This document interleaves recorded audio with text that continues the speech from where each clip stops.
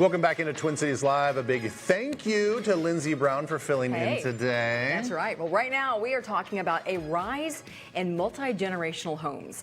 Julie and Daniel Desrochers from the Desrochers Realty Group and eXp Realty are here to tell us about some of the pros, also the cons that can come along with them. Yeah, absolutely. Hey guys, good to see you. Geez, it's been about what, 3-4 days since the last time I saw you guys? Wow, since y'all were Weather's warmer place. Weather's changed. in paradise together. I know. Real quickly, how was the rest of the trip? How was Maui? It was great. Yeah, Maui's beautiful. Yeah. How does it? On the water, so. How does it differ? I mean, you don't have obviously as much lava rock as the Big Island, right? It's much more lush. A lot green. Yep. And just a lot more diversity of like stuff to do, as far as it's not as remote as the Big Island. Mm-hmm. Yeah. So what did you like better then? Ooh. It's tough because I like walking so much. I really like the Big Island for hiking. Yeah. But they were both. That's a tough one. It's so yeah. It's so just beauty, beauty, beauty everywhere you look. I know. It was fun. All right, Julie, let's start with you. When we say multi-generational homes, I mean, it seems like it's saying exactly what it is in the name, but what is it exactly? At least 2 adult generations living together in the same home. Okay. So, you have like maybe a family, they have kids, but then grandma and grandpa move in. Oh. Or a mom and dad and kids grow up, go off to college, move out, but then maybe they come back. Gotcha. Move back in. With their kids. With their kids. And you're saying that there's a little bit of a rise in this right now. There is, because I think it's expenses. So yeah, things has are to be. getting expensive. Well, let's talk about the reasons. Expenses, and when people say they run into circumstances where they just can't afford their bills, that can definitely make it happen. Well, you think about the big bills. You got your mortgage, right? You got your property taxes, home insurance, maintenance, utilities. Imagine, like I have one right now, it's 3 families looking at one house. Wow. So it's one set of utilities, one set of property taxes. It can literally cut those bills easily in half. It really can. But then I don't want to get too far ahead of myself, but it's even stuff like in-home care. Absolutely. Like Julie's mom is not real well. If we could have all of them live in our house, right. Think about the money savings versus putting someone in a home or daycare. Well, this is why this has been done for generations and still is done in other parts of the world, is you have those people with you who love you, who can help you. Yep. Yeah, and I think you have young kids and think about maybe putting them into daycare or having grandma and grandpa move in and having their grandparents help out during the day, people that are a part of their family that they can build a better bond with, and then you are saving money on childcare.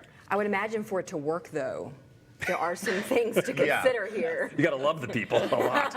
There's that. Space, maybe. Yeah, so Julie, what are people looking for specifically? Because you do have people from a lot of age ranges. Sometimes you might have kids involved, so you have to think about stairs and stuff for the kids, and then you also have to think about, well, how does that affect grandma and grandpa? Right. Yeah, and there's a lot of options for this. I think people think like just traditionally about a traditional home. There's so many different ways to do it. So you could all live in the one home together. This is an example of a apartment that's built on the top of the garage. So it's a detached garage, but there's an apartment there. So one of the families could live out there. So you're not in the same building not together. the same dwelling. Wow. Yes. You need to think about stuff like garages. Do you all want to park in the same garage? Or this is a single family home that has 2 separate garages. So, and they have separate entrances. So do you want like the privacy of feeling like it's an apartment, a part of a big house, or do you just want a bedroom and a living area that's separate, but you're all gonna cook together and you're gonna use the same kitchen? Because that can cause conflict too. Or, do you need your own kitchen area and those kinds of things? But not if my mom's cooking. Right. Well, that goes into that daycare savings too. You know what I mean? Like, think about 3 kids in daycare right now. That's like $100 grand a year. Oh, so if you don't have that bill, you're going to eat at home a lot more often. Because especially if like if Julie's mom was cooking, or apparently your mom, I'd be way happier coming home to cooking. Yeah. Not that Julie's not an amazing cook, but that came out wrong. We follow. Well, it's interesting when you showed that last picture, because it looks like it's more of a twin home. Yeah. But it's not a twin home because there's no separator. It's not 2 separate addresses. That one isn't, but it can be. Like we've even looked at like duplexes and triplexes. You can buy a duplex and literally just remove a wall and all of a sudden it's one big home, or same thing with a triplex. But then those a lot of times can have 3 separate meters for utilities. So if everybody still wants to share equally instead of taking the bills and dividing them up, there's so many different ways to do this. Yeah. Okay. So then, Danielson, then what are maybe some design features? We kind of talked about, you can have, it'd be great if you had the apartment above the garage, you had separate living spaces, but when it comes to design and function, what are people looking for? Yeah, if you're going to design from scratch, which is probably the easiest way to go, know your situation, design from scratch. You can really make it what you want.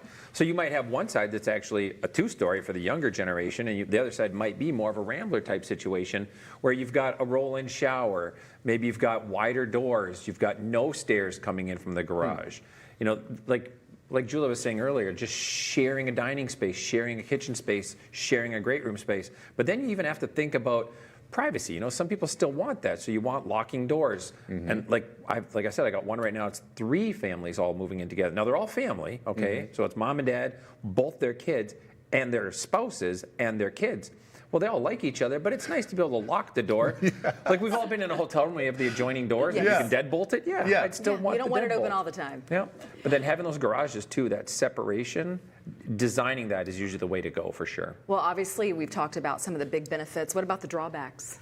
Well, there are drawbacks too that you have to think about. You have more, I think, like decisions that you're making that could affect, you're making decisions together as a family. So it's not just you and your husband or your spouse making the decision. Now you have to involve other sets of families in making that decision for the house. So that can be hard. If it is a caregiver situation, both caring for an elderly person or caring for young kids, both people that are the caregivers can have burnout. So you have to think about, okay, now you're living with this person all the time and taking care of them. Is that something you can emotionally handle, physically handle? So there are. Well, yeah, it's a big decision to is. make. I mean, you think about the stress that just one family will have. The spouses will maybe disagree. Look, you're watching House Hunters, and how many times do they sit there and fight with each other about what they want? Exactly. And then you throw in, maybe both sets of parents or one of the parents, and I got to think like making decisions is impossible. Yeah. What if you want to upgrade something down the road and one family doesn't want to put the money into upgrading something and the other does? You do have things that pop up. So. But it's something good to think about. You never know, how life can twist and turn and what kind of situation you'll be in. Yeah. Well, even if you're just designing a home, like just think about being like even Julie and I's age. You're in that early 50s, late 40s, whatever. You're designing your forever home. Don't be afraid to really think of that future. Every home we design for ourselves, we always do a guest suite on the main floor. So if ever there's a real need to have her parents with us, the space is already there. Makes sense. Yeah. Think ahead. Good job, guys. Really informative. I learned a lot. Thank you. Learned a lot. All right, so if you're looking to buy or sell, you can talk to the awesome people on Julie and Daniel's team. Connect with them at drealtg.com.